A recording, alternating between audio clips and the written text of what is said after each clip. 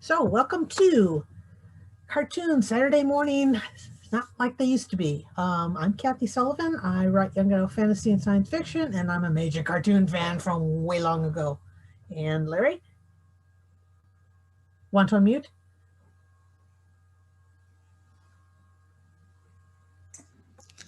I'm Larry Sanderson. I tend to watch a lot of cartoons. I've watched most of these that we're going to talk about. So Steven Universe is my shortest one. So, one of the reasons why I wanted to bring up these new cartoons, Steven Universe, Legends of Korra, um, Owl House, and She-Ra, Princesses of Power, is that it's bringing in a new element that's actually making more representation available for people. With Legends of Korra, it took forever. We had hints of the romance going through, but this is not something we normally see in Saturday morning cartoons. You always had the heterosexual, oh my gosh, so and so's falling in love, so and so's falling in love, so they're going to get married, and like, yeah, and seeing something different for a change. Your thoughts, Larry? I would agree. I thought Korra was pretty much just a last minute, in a way. They pulled it out of a hat and faded to black. I just rewatched that episode this morning. But there's much more coming on in the new world. Even the new Disney is branching out, presenting new sides to people. And with Korra, it took forever, and it maybe that's why the show ended. I don't know, but Steven Universe, they really had to fight for all the various. Some countries did censor, like Garnet's wedding, and cut several of the scenes from the one where the rubies are playing baseball, because Sapphire and Ruby were flirting so much during that episode. And even then, I still had to be reminded that, oh, the gems are all female. So we have a completely different representation than when we normally had with the cartoons for always being male.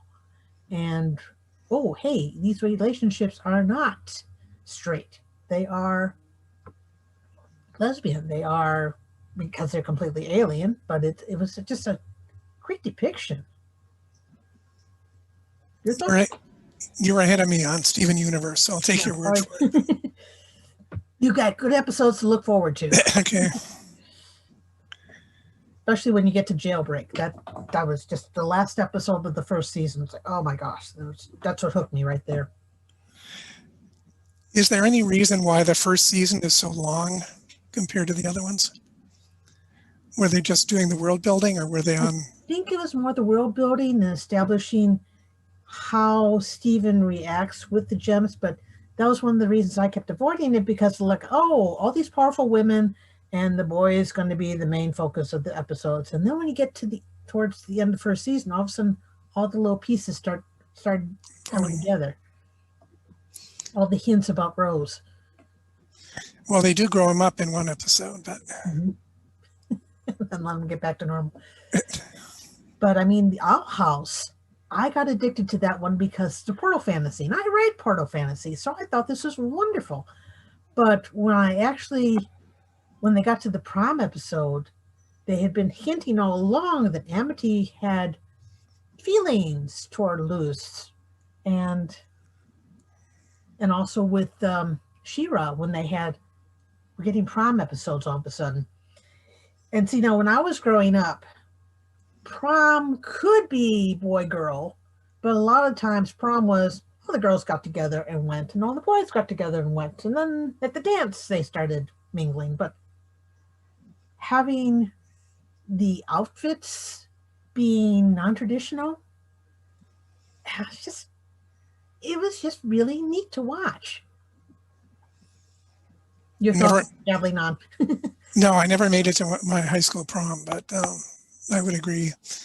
In my era, the girls could dance together, and that was about it. So most of them go way well beyond that today. Yeah, and I guess maybe things have changed, because we thought nothing about a group of girls going to the prom together. That was just made life so much simpler. But having all the different representations being, so Kathryn was basically wearing more of a tux, and in Owl House you had Luce's outfit being not quite a straightforward dress, but she was basically willing to go with Amity because Amity didn't have somebody to go with. Again, it's turning things slightly. I'm not sure which way things have gone with proms nowadays. I'm old, so I don't really know how straightforward it is nowadays. But again, when bringing up, okay, I was going with the prom dresses, and then when, I'm sorry, Larry, when we get to Garnet's wedding, when Ruby and Sapphire step out, Ruby is dressed in the wedding dress. Sapphire, a very feminine looking presenting gem, is wearing a tux and having those little switches. I know the reason why Rebecca Sugar went that way, to really mess up those countries who had been basically cutting out parts of the episodes. And they couldn't do anything with how the gems were wearing. But it was just great to see turning the traditional on its head and basically allowing for a lot of different representations. Because, I mean, they finally have in Owl House, Disney actually has admitted that Owl House, Luz is bisexual. Because you've been watching the episodes all along, you kept thinking, well, okay, Amity's attracted to Luz, but Luz basically seems to prefer males, but she's young. Things are flexible. It could go in, and now actually having that straightforwardly said, she's bisexual, it's like, okay, we've got more representation. And we don't even know in their school how many people are binary or non-binary. Or they show a mix at the dance. You have boys dancing with boys and you have girls dancing with girls. Yeah, which is always great. It's like, okay, good. Instead of having the old traditional, the comics, the cartoons I grew up watching, it's like, oh yeah, okay, boy, girl, and no attraction between anything else, unless best friends. And yeah, no argument for me. That was pretty much how it was. Or it was a mouse and a cat, and they were enemies for life. So, unless they were dancing together. Right.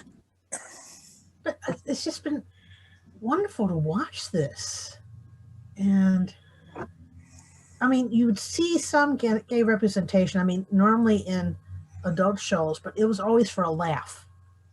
They weren't taking it seriously. They were making fun of it all the time. And I mean, when I was growing up, again, you had Bugs Bunny dressing in drag all the time. But now it's like, okay, you could be whatever you want to be. I'm liking this openness in the cartoons. It's an entirely different world, yes. And I'm glad cartoons are evolving along with that. But Rebecca Silver and Noel Stevenson, who basically did the Rebecca Silver of Steven Universe and She-Ra Princesses of Power, are basically, there's articles saying they really had to fight for this.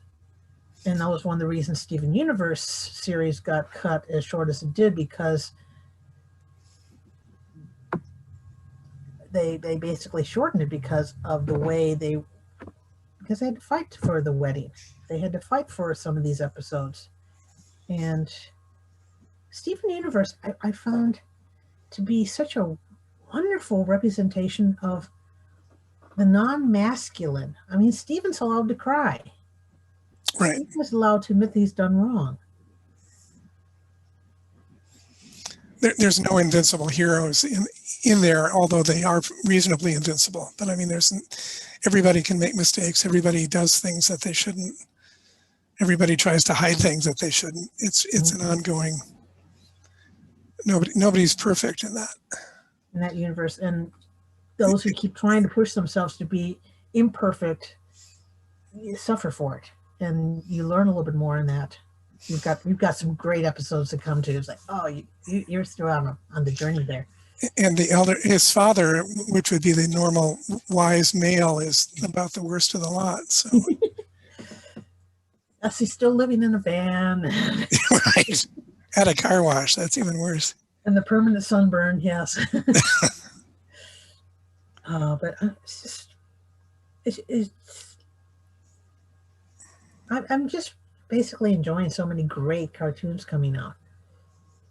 And I'm not seeing any questions so far. So we can still keep babbling. What's your thoughts on some of the shows you've been hearing me talking on?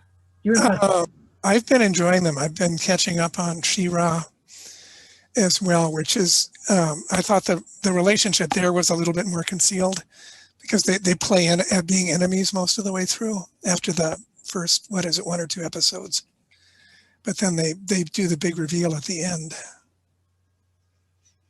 So what did you think of that one compared to, say, Steven Universe? Well, I'm still waiting for the DVDs because I've seen the first 4 seasons because they came out on DVD. I can watch all of those. And I know from reading ahead, like, okay, there's going to be the big reveal towards the end. Like, okay, I'm looking forward to that. They haven't released season 5. I'm set. Because with her, let's see, season 4 ended with the sword being shattered. So it's going to be interesting to see what Adora does. How about Owl House? What have you been thinking of that? I was pretty impressed with that one. I think it's well done. It's certainly off. It's an interesting look at magic, and the voice actors in that are spectacular, I think. Mm-hmm.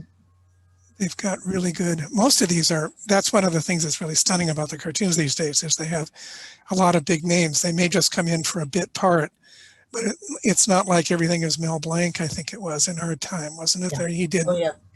almost every 1,000 voices. Yeah.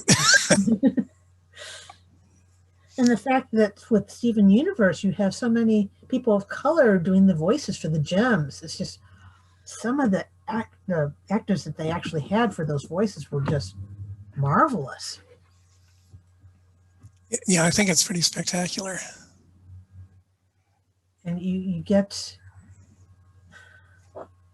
the idea that there's more cultures behind the gems. And that's one of the things I like seeing more multicultural representation, and as well as gender and sexuality. It's like it's evolved. There's more representation for kids to find themselves reflected in the cartoons instead of always seeing the same old, and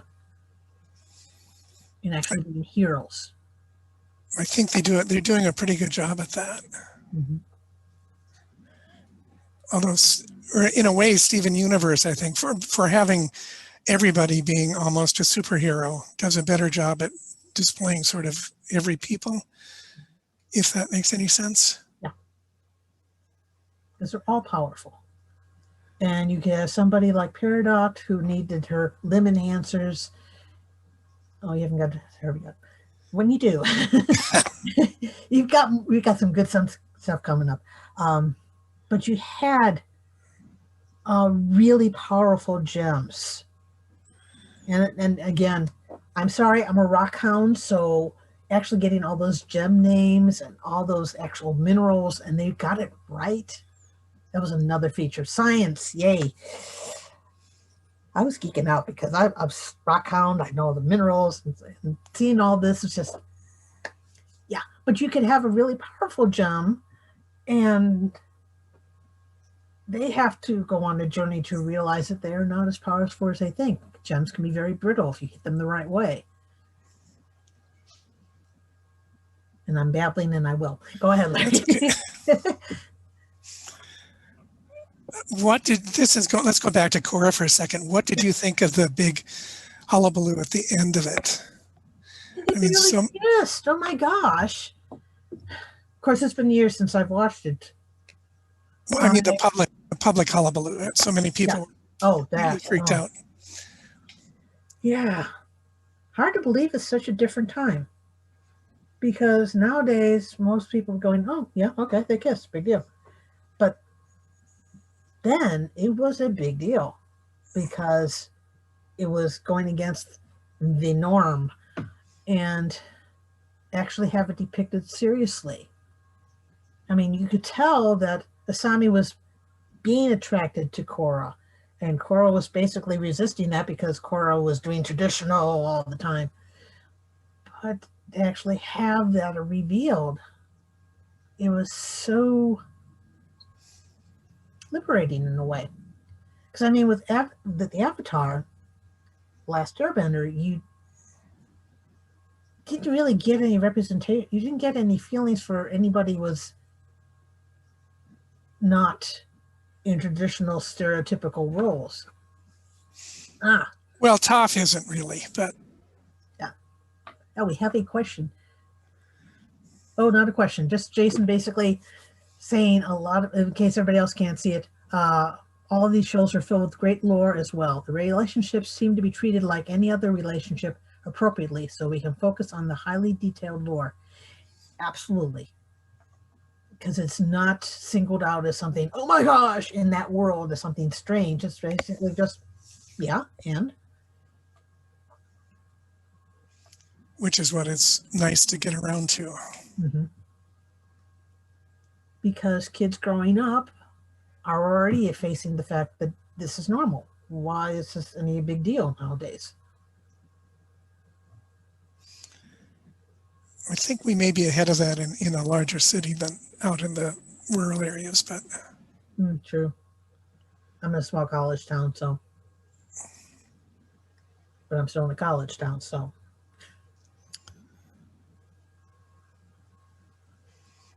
Oh, Voltron is also doing something. Okay, I'm not talking about these because we didn't. What we got? A few other cartoons that came to mind while you were talking are The Dragon Prince, lesbian couple lead a kingdom. One of the main generals is deaf and communicates through sign language. Oh, great. Voltron, the new series. Swen, I'm going to mispronounce. The leader is gay. Paige is female instead of male, but presents as male for a while and was male in the original Voltron. Oh, great. I'm glad that means that there's more coming up. Because, I mean, in the new She-Ra, having Bo's parents be gay men, it was just, that was such a great couple. Any other thoughts? I'm babbling, sorry. did they? Yeah, they just bring that up, don't they? There's no lead-in on that, or do you get a lead-in? I'm trying to remember. You don't get any feeling from the other princesses that this is something weird. No. Just normal. Finally.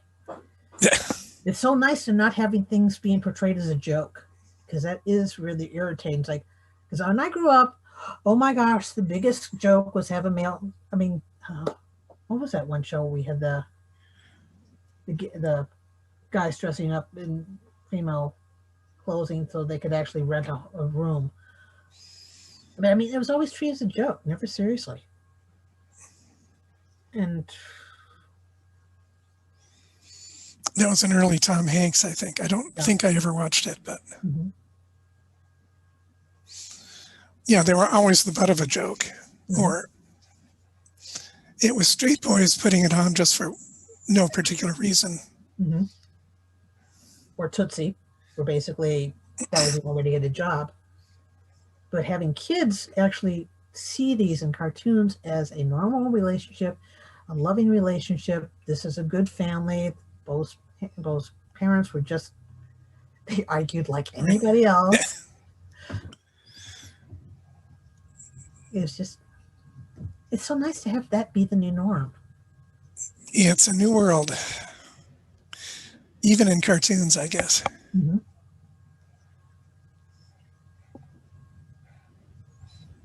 And looking to see if they know the point at this point. Feel free to chime in with questions, people, because otherwise I will keep babbling. Go ahead, keep talking. You're doing a good job.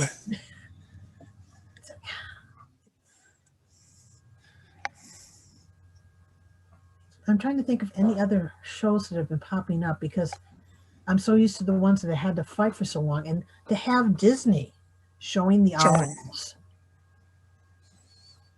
that was just. Of course, they've been getting a little bit more adventuresome in their TV, I think, Mm-hmm. even in some of their regular teenage shows. Well, I mean, even the fact that Frozen went as far as they did by saying, "Oh, you shouldn't fall in love at first sight." Oh, and they didn't pair up the Queen with somebody by the end of the film. So it's, it's it's so nice to see the evolution over the years. Where they're breaking on some of the stereotypes, because it's people want a little bit different, new. And some of the traditional thought has been harmful. Because I mean, Beauty and the Beast, if you take a different look at that, Stockholm syndrome, or however, to actually realize the fact that no means no, and you shouldn't be forced into a relationship, and there shouldn't be the thought that, oh, so and so always hits you because he likes you. That is the most poisonous thing to ever stop. We can get away from it in the cartoons and the TV. Maybe we can get away from it in real life. That would be even nicer. Yeah. That was the one thing I didn't quite like with the way they established Amity in the Owl House, because she was a mean girl. Right. She picked on Willow. She started picking on Luce right away, and it took, but at least they had an episode where they explored why she behaved towards Willow the way she did. And it was more of parental influences. They went into that quite thoroughly, I thought. They did a good job at doing filling the backstory in. And then so you could actually see why she did it or why it happened, and you can also see why she changed. So they're working around both sides of the issue. Mm-hmm. And they're also working around Amity trying to get the other bullies to stop. Right. So now we've got another bad bully. They haven't gotten around to that one yet. They're still working on that, but yeah, but they're working on it, which is great.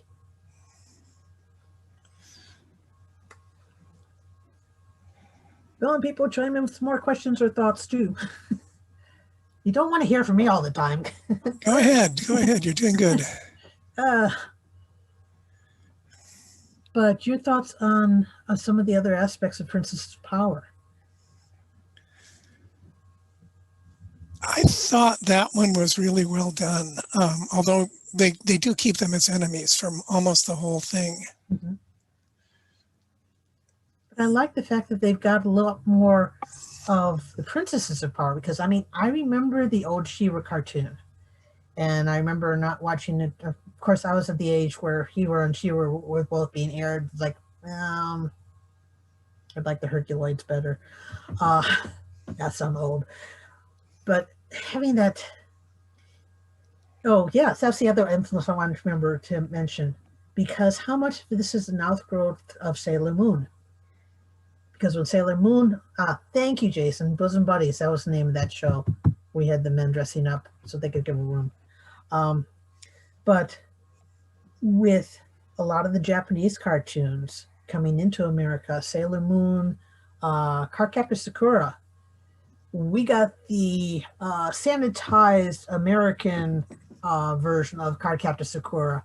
If you had actually listened to the Japanese or got a dubbed version, those relationships are a little bit different from what we saw over here. So I think that also helps.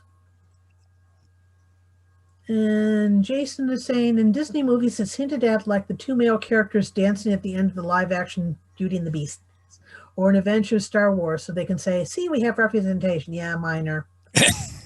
Yeah. So it's nice they're mostly up front in the TV cartoons, which it's, yes. Disney has taken a while to actually accept things, because a lot of the times with the movies, they put in one or two scenes that they can point to, and then when it's shown in China or other countries that they can cut like that, they cut it. Yeah. And they do. I wonder if Steven Universe ended early because of that. It would be difficult. It's become more difficult to export. Could be. If it's central. I think it was more of a bargain between, by the time we got to Garnet's wedding, because they really had to fight for that. Okay. And then then they basically able to end the series and then go with Steven Universe Future. But it was always a lot of background characters in Steven Universe too, that you basically look at that and like, oh yes, the little Beatles are a couple, okay, and this group of gems are a couple. The artwork is such that sometimes you don't notice things and you go back and watch it again. It's like, oh, there's this scene back here. That's all right.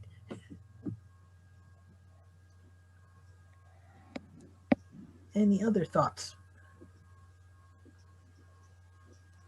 I was trying to think back to She-Ra with the male characters in there. There's not very many. There's the evil guy is male. Mm-hmm. There's one. The one is it a prince or there's one? Is Prince. And his two fathers. Yeah. And there's not much other than that, is there? Well, there's the pirate who basically keeps correct on. What's her name? But he's almost a comic character. Yeah. And boy, does she have epic eye rolls. Nice. Like, oh gosh, this is perfect when you actually can voice this. But you actually have princesses being powerful again. It was something that was overlooked in the original cartoon. It was basically just She-Ra. Whereas now we can actually have a lot of princesses who are just as powerful with their own magic, and we have a couple of the princesses being a couple as well. All right. Very subtle at first and then a little bit broader. And they have the Frozen Ice Princess too. Yeah. Who's not exactly the nicest of the bunch, but comes through at the end. Yeah, but I think she might be more. We're also getting a lot more neurotypical or neural. I'm basically blanking on the terms. I apologize profusely because the brain is just going on me. But you don't have always the neurotypical characters too, because she's more on the spectrum, I would say. And it's, again, great to have representation.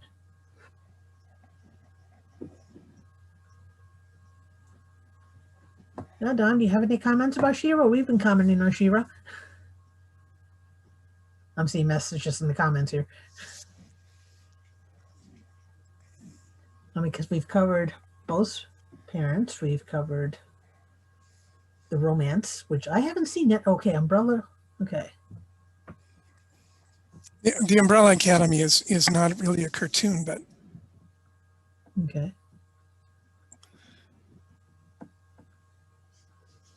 Okay.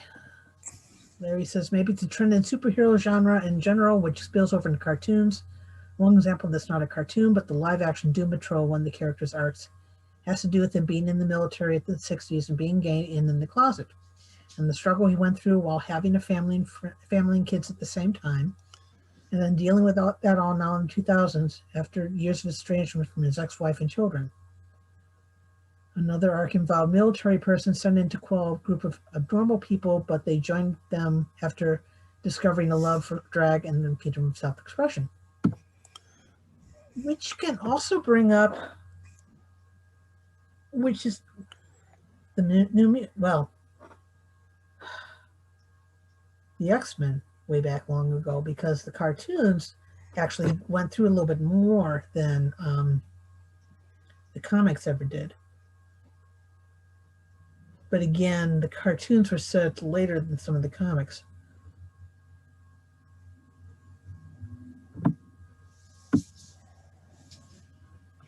I've covered a lot of the points I wanted to cover, so I'm quite willing to listen to other comments or other questions. Larry, have you got any thoughts? I was trying to get back to She-Ra, but I mean, it's standard story about evil trying to take over the world. And also environmentalism too. Correct. Because they're destroying the environment. And it's primarily the main evil character is male, and many of the characters he's fighting against are female. And his main lieutenants are women, which has to be unusual in a story. Or was that from the original She-Ra? I don't know. I wasn't watching. I wasn't at the right age. Okay, yeah, I didn't watch the original one either. And Dave Lander basically said, "Did you mention the wives, Natasha and Spinra?" Thank you. No, we hadn't mentioned them yet. He says they were background characters in the first 4 seasons and are now Wolfpark Route in season 5, which I haven't seen yet. So good. Something more to look forward to. Larry, your thoughts on the wives? I'm blanking on them. It's been a little while since I've watched that.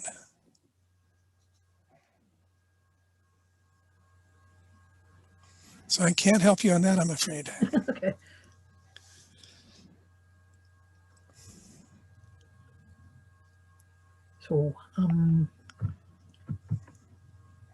So far I haven't caught too many other cartoons because I keep avoiding Amphibia. I'm starting to catch because it's another Portal Fantasy. So it's like, okay, these are interesting characters, but they're all frogs, so I'm not quite sure. Until they got to the Newt Kingdom, so you had all the newts, and so, okay, I like these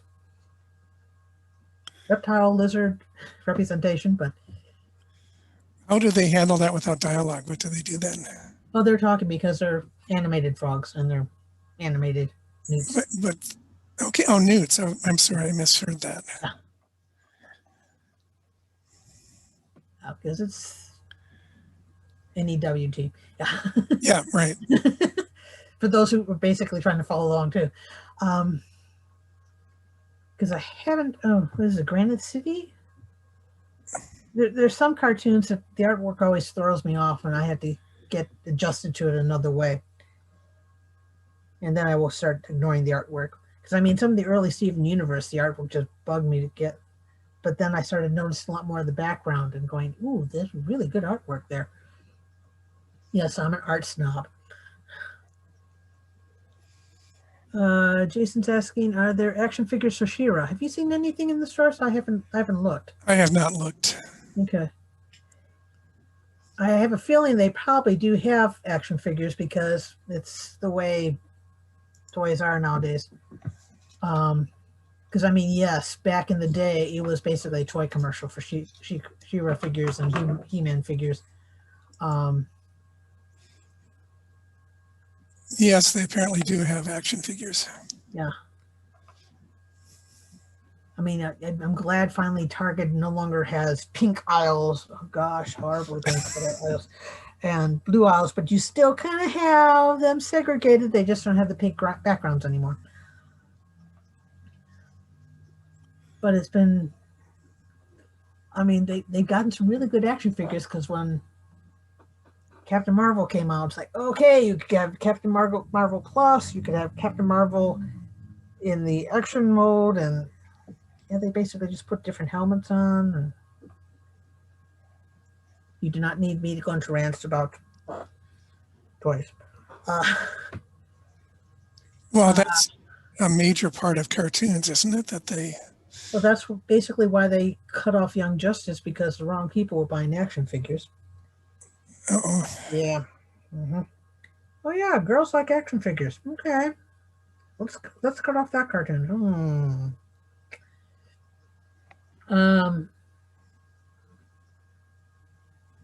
But I mean, so far I've been following the comics with Steven Universe, and those have been really good storytelling. When they don't get the totally goofy ones, but how does the artwork hold up in that? It depends from issue to issue because sometimes you get an artist and it's absolutely beautiful, and then they always have the back. I always get the collected version, so the back always has all the variants for all the different loose issues. So you get really good artwork, and then you get cartoon. But yeah, that was Steven Universe because your background too that you've got it's basically more of the cartoon style. But when you got into the ending credits, the background they had for those was just, and the song that actually went to the background of One thing I'll recommend, once you've watched enough Steven Universe, there is a YouTube video that collects all the different ending credit music, and it's a beautiful song. I'm another one of those who collects fan videos with the song. Sorry.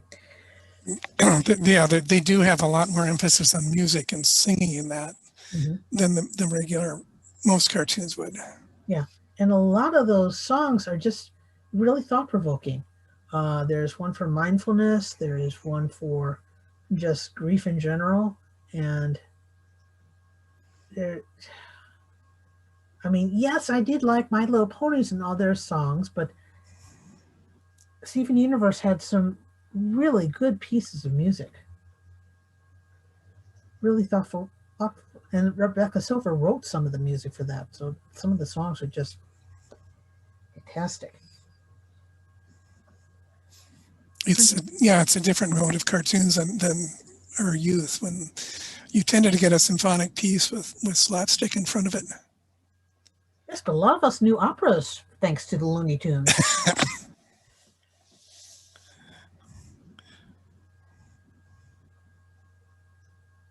Have you watched, okay, Jason's asking, have you watched the current season of Young Justice when Aqualad comes out? I haven't gotten to that part yet, but I'm looking forward to it. I have to wait for the DVDs to come out, so I can't remember if that was season 4? Because it's known as support your local artists. So Christopher Jones is doing something, I'm going to follow it. I have not watched it, so. Because again, that used to be Saturday morning cartoons for a particular generation. It's a different world out there today.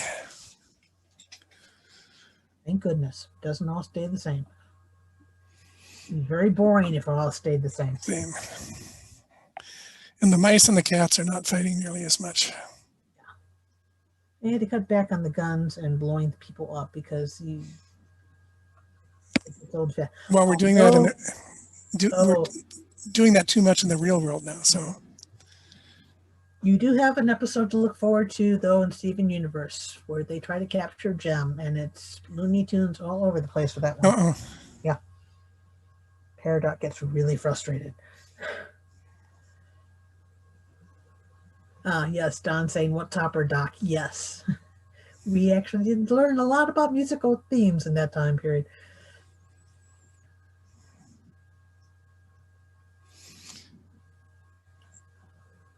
But again, go ahead. No, I was just going to say Disney started that off with Fantasia, I suppose. Or was it? Because you had the Merry Melodies. I think, isn't Fantasia before them or not? I looked that one up earlier, but I forgot the start date of.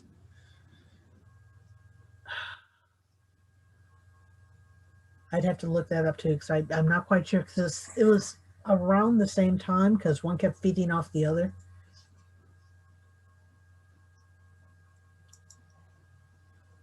(1931 to 1969 for Merry Melodies). Okay. So yeah, that's before Fantasia, I think.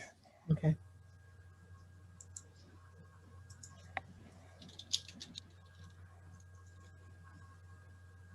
Any other thoughts? Fantasia is 1940. Okay. So.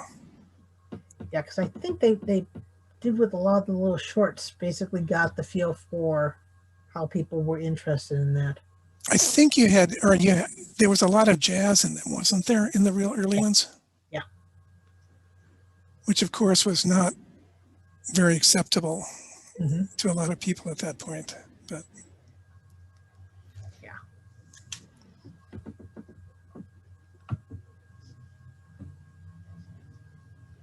Now we could have a whole different panels on how different musics were accepted by whitewashing it, and that's a whole nother panel. But getting back to Steven Universe, Legend of Korra, She-Ra and the Princesses of Power, and the Opera and the Owl House. Thoughts? Okay. Oh, Jason says, okay, so we got Don saying Fantasia was 1940. Jason saying Disney was silly sympathies. Thanks. I could not remember it. And Warner Brothers was Merry Melodies. Okay. Yeah, so they were feeding off each other. I don't remember many Disney cartoons on Saturday morning, but that. No, they were more shown before the movies. Right. Okay. Yeah. I always remember seeing them before the movies. Again, I'm old. So, Yeah. Warner Brothers had both Merry Melodies and they had another brand that they pushed.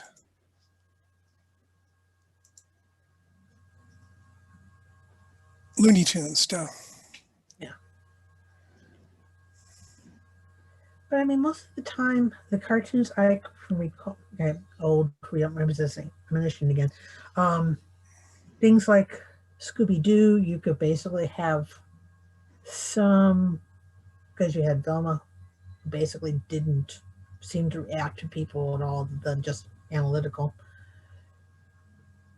And but a lot of times it was always the male female romance and actually getting a little bit differently in these various cartoons. It's just been nice. You can get away from all the stereotypes.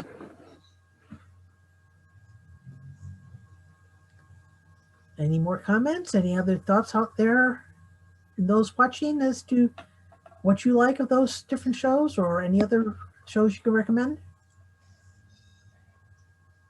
Because otherwise, I'm going to start pestering Larry as to what he thinks of Steven Universe so far. Because he's only watched first season, so.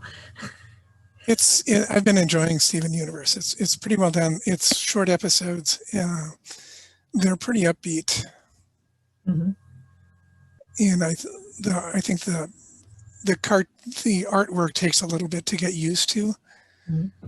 It's sort of like watching Fred Flintstone in a way compared to a full-blown cartoon. Mm-hmm. But once you get used to it, it's pretty good. Yeah. And their voice actors, I think, are really good. They are fantastic. They've got some real talent there. And Jason reminds me that, yes, Warner had their collections on Saturday mornings, but Disney generally held them for their Wonderful World of Disney episodes. Yes, at least until first the Disney Channel or home video. That's where I remember seeing them, because I was watching the Mickey Mouse Club. And you'd have some of those cartoons there, too. Not a lot, but there'd be that one little feature, one little segment. But again, I grew up with a lot of the Disney shows. So you had Pulicello, you had all those little romances, and just they got boring after a while.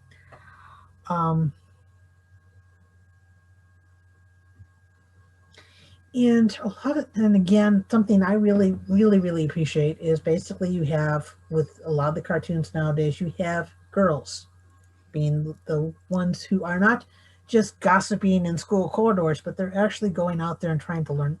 What's one thing I like about the Owl House? Luce is trying to learn magic. Okay. And again, you've got another wizardy school, but boy, are they doing some really weird magic there. Yeah, that is not Hogwarts. Yeah. I'm still trying to figure out if the headmaster actually has a demon perched on the back of his head for his hat or what.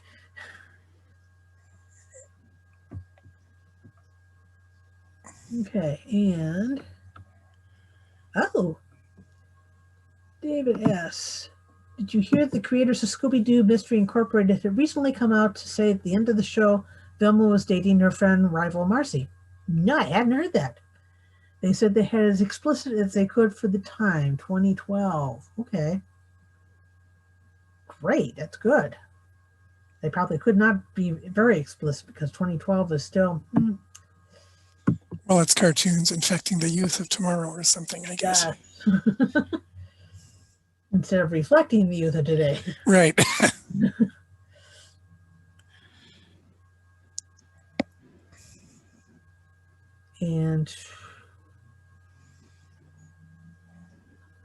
But I do like I'm getting really addicted to the Owl House, and probably it's because I couldn't watch it completely because I was getting interference all the time. So I get these little snippets, and then I'd make up my own story. Um, but, and Natasha's typing something. Marcy's last line in the show is, "That's my girl." Okay. Huh. Which is well, maybe explicit, but it's, yeah, very, very hidden, because "that's my girl" could just be, "that's my friend," versus "that's my girl." She's pretty much considered to be lesbian throughout the series, but Who? Marcy. Marcy? Okay. Another show I was too old to watch at the time. I think I've only watched a couple of episodes, but she's just not interested in the boys and doesn't take much guff. So Yeah, but that could be the Ronnie too, so. Sorry, Doctor Who reference. But I'm trying to think of any other obvious. Because the nice thing about Steven Universe is that you can actually you've got Pearl, who basically has been longing for Rose for the longest time.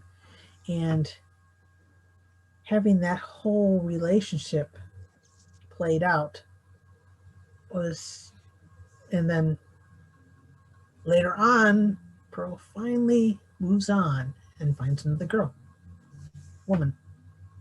It's not really straightforward, but boy, it's hitting that. they're good at. I don't know if Legend of Korra is as good at that. The Last Airbender was really good at trying to show kids how to handle relationships, how to handle feelings that you.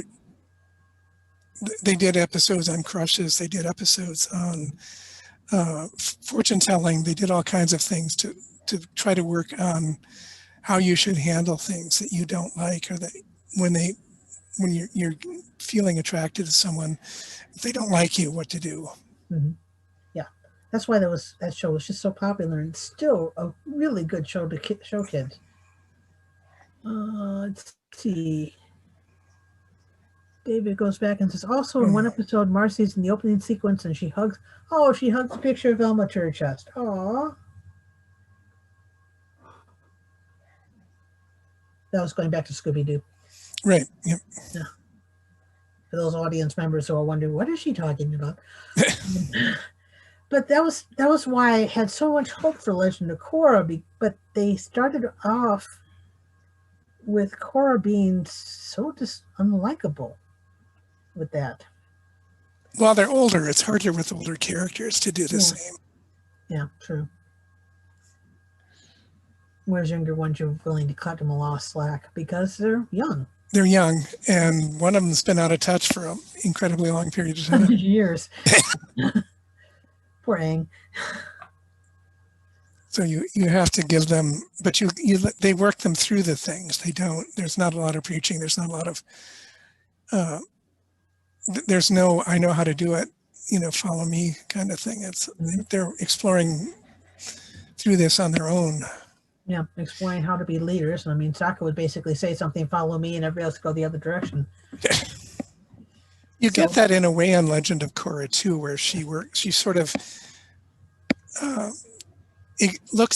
explores life with the other male characters about her age, and they all don't hold up. Yeah. They all have something else. They all are off doing something else. They just don't need her, what she needs. Mm-hmm. Ever. Whereas Mommy's basically putting things together and doing, yeah.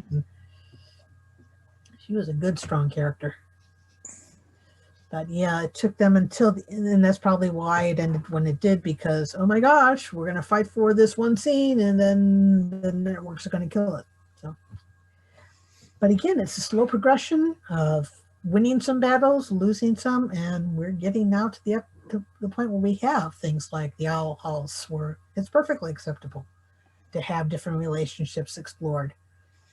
But again, Steven Universe had to fight hard. She-Ra, again, as well. It's like every little battle lost, we're getting a little bit further ahead. think some of that probably cartoons want to be more relevant, and a lot of these particularly the cable networks, need content. Mhm. So they're more willing to take a chance on things than they used to be. Yeah, because we've got so many channels. It's not like you had 3 channels on your TV at once. Mm-hmm. Yeah. And they don't just have Saturday morning anymore either. Dude, they're all over the place. But every now and then I'll wake up on Saturday morning going, oh, man, there's nothing on. Yeah.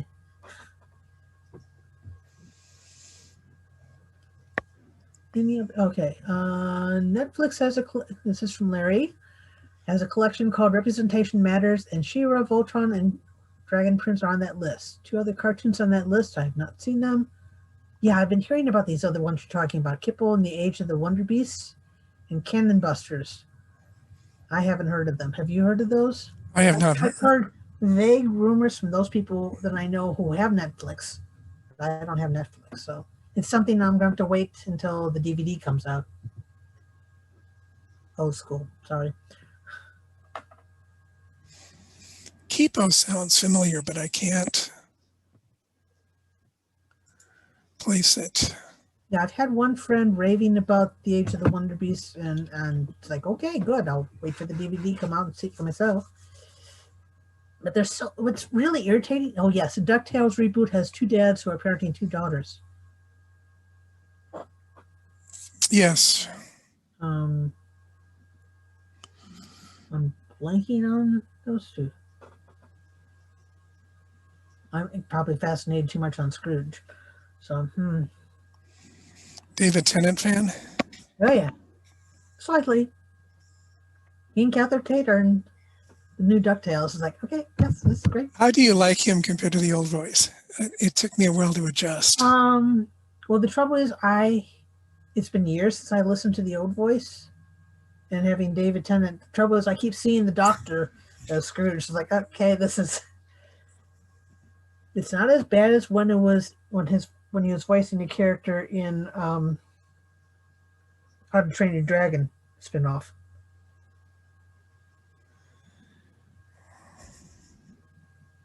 But there's trouble. There's so many good stuff out there, and I just have to wait for the DVDs to come out. And there's been and they're taking so long because I keep hearing about these good shows, or there's something else like Mirror Royal Detective, or even the last couple of seasons of Ben 10 Omniverse. When are the DVDs coming out? Sorry, I will rant about DVDs and why they're taking so long to have cartoons on them. Are they doing that well for sales? I don't know how they're. I don't know. So much is switching over to digital that I think DVDs are getting in the back burner. But a lot of people want to have the physical copy because, Netflix keeps removing things, and right. And also kids that want to watch things 6 million times, but that's a different. But it's the right age group. You need to have something for them to watch 6 times. Because you can't always count on streaming to have the stuff when you want it, because even with Doctor Who, that was on and now they've moved it to another channel. So I got my DVDs. I'm set. Jason agrees that he's incredible reading the audiobooks for How to Train Your Dragon. It's that wonderful voice. Yes. Does he use this? Does he let his Scottish accent come through in that one? Oh, yes, because the Vikings there were the Scottish Vikings. So, but that Jason, does he actually do it in the audiobooks too? So, I mean, Scrooge McDuck has been wonderfully Scottish. The old one was too, if I remember right. I think Scrooge McDuck, he was supposed to be. Right. But I mean, a real Scottish accent is a little bit hard to understand for Americans usually. Yeah, so David Tennant's probably underplaying it a little bit. Yeah, Mid-Atlantic, or I guess Eastern Atlantic. Yeah, Jason saying, in How to Train, yes, he used it in many others. Every tribe has a different voice. That's true. Different accent, yes. Yes, because the ones on the other island were basically a little bit harsher. But again, you're getting to, if you're talking about how to train your dragon, you basically had the stereotypical male, female. So fish legs had to find a female, so we ended up with rough nut or tough nut. So we have 5 minutes remaining. Last thoughts and where people can find you? Me, you can find me anywhere.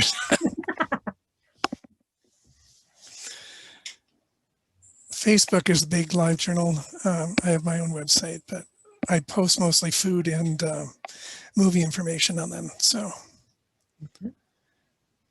mostly to keep myself current, stop from falling behind. How about you?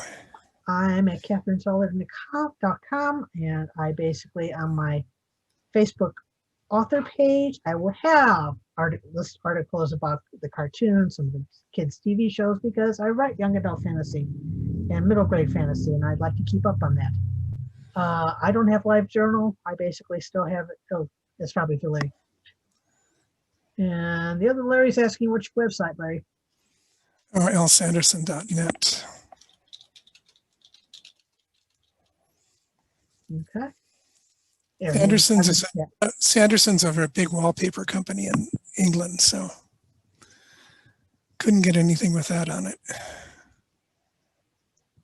In my regular page, I'll basically talk about Doctor Who, and right now, Outside In, Trust No One. I've got an essay about Kolchak, because that's basically a new Outside In about the X-Files and some of the other related shows. But I basically will, on my Facebook author page, I will talk about cartoons and a lot of things I think are going to interest young adult, middle grade fantasy readers. And what most of your works books then, or short stories? I've got some short stories. I've also got middle grade portal fantasy and a collection of my short stories, Asian Steps and Premises. I've got a couple ones only on the website. And I know Natasha wanted us to finish, so she'd have some time to post her thing, and she's not seen anything yet. So thank you for those who basically listen to us babble on about cartoons we like and representations appearing in them. Final words, Larry? Good. Thanks, everybody. And stay tuned for the next panel, which will be in, about a half an hour. And I hope you are enjoying ConFABulous.